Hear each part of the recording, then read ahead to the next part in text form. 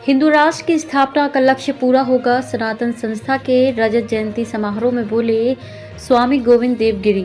श्री राम जन्मभूमि तीर्थ क्षेत्र ट्रस्ट के कोषाध्यक्ष स्वामी गोविंद देव गिरी महाराज ने कहा है कि कुछ वर्ष पहले हिंदू शब्द का उच्चारण करना भी कठिन था और सनातन कहना तो और भी कठिन था, लेकिन अब हिंदू राष्ट्र के लक्ष्य को साकार करने का समय आ गया है।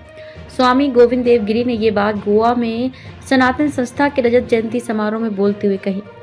इस कार्यक्रम में गोवा के मुख्यमंत्री प्रमोद सावंत, केंद्रीय ऊर्जा राज्य मंत्री श्रीपाद नायक, गोवा के पर्यटन मंत्री रोहन खाऊटे और भाजपा के गोवा प्रदेश अध्यक्ष एवं सांसद सदानंद तनावड़े भी उपस्थित थे। गोविंद देव गिरी महाराज ने सनातक के जागरण में सनातन संस्था के संस्थापक डॉक्टर जयंत आठवले की भूमिका की सराहना की।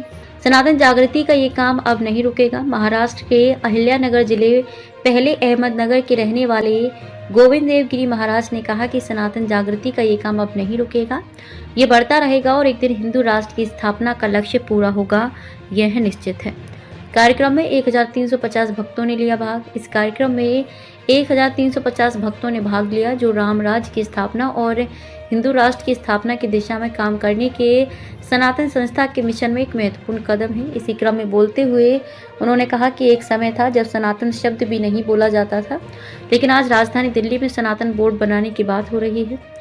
सनातन शब्द गोवा से दिल्ली तक फैल गया है, यही इस शब्द की ताकत है। इस अवसर पर बोलते हुए गोवा के मुख्यमंत्री डॉक्टर प्रमोद सावंत ने कहा कि यदि ईश्वर को महत्व दिया जाएगा तो धर्म जागृत रहेगा और यदि धर्म जागृत रहेगा तो देश जागृत रहेगा। गौ माता को राजमाता का दर्जा दे। इस बीच महाराष्ट्र गौ सेवा आयोग के अध्यक्ष शेखर मुंदड़ा ने गोवा राज्य से ऐलान किया है कि वह भी महाराष्ट्र की तर्ज पर गौ माता को राजमाता का दर्जा दें। उन्होंने इस बात पर जोर दिया कि यदि सभी राज्य इसका अनुसरण करें और गौ माता को राजमाता की उपाधि प्रदान करें तो इससे गौ माता को राष्ट्रमाता का दर्जा मिलने का मार्ग प्रशस्त होगा।